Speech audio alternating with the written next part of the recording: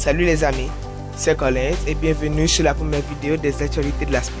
Ces vidéos vont vous permettre de connaître les informations et les actualités internationales ou locales. Donc accrochez-vous, on est parti pour les actualités qui ont manqué la semaine.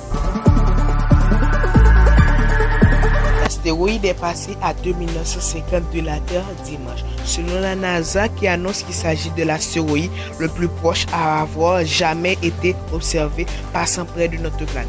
S'il allait entrer en collision avec notre Terre, l'astéroïde baptisé 2020 QG n'aurait probablement pas fait de dégâts, mais sa désintégration dans l'atmosphère aurait sans doute créé une boule de feu dans le ciel. L'astéroïde a réalité été repéré 6 heures après son passage par le Zwicky Transit Facility, un télescope à l'observatoire Palomar de l'université Caltech en Californie.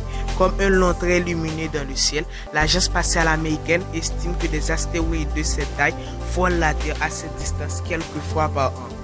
Au Groenland, la fonte de la calotte glaciaire est irrémédiable. Dans cette région du globe qui se réchauffe 2 fois plus vite que dans le reste du monde, rien ne semble arrêter désormais la fonte de la calotte glaciaire.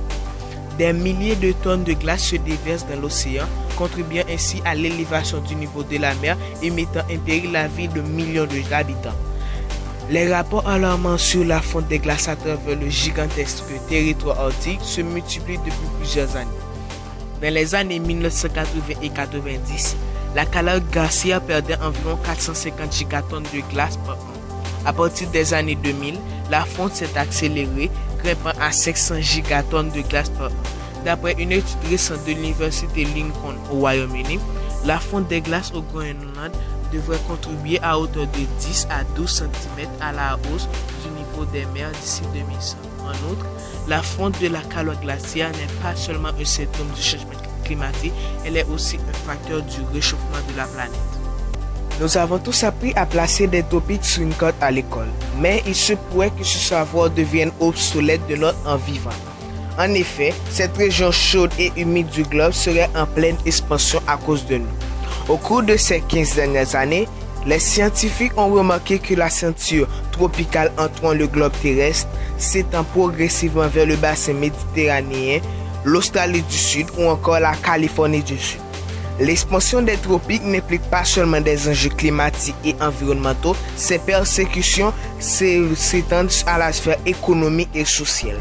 Des régions souffrant déjà de pénuries d'eau récurrentes pourraient à l'avenir connaître un plus grand nombre de sécheresses et de feux sauvages, tandis que certaines tempêtes pourraient voir leur trajectoire modifiée pour toucher les zones habitables fragiles.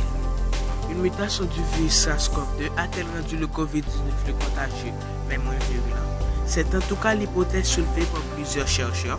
Selon une étude publiée dans la revue Cell, la variante qui domine le monde aujourd'hui effraie plus facilement que celle qui est apparue en Chine et cela rend probablement plus contagieuse entre les humains. Après la sortie de Chine et son arrivée en Europe, une variante du nouveau coronavirus qui mute en permanence comme tout virus est devenue dominante et c'est cette version européenne qui s'est ensuite installée aux États-Unis.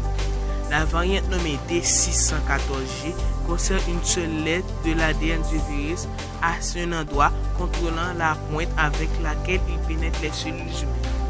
Merci d'avoir regardé la vidéo. Je vous dis à la prochaine pour de nouveaux actus de la semaine. Ciao les as.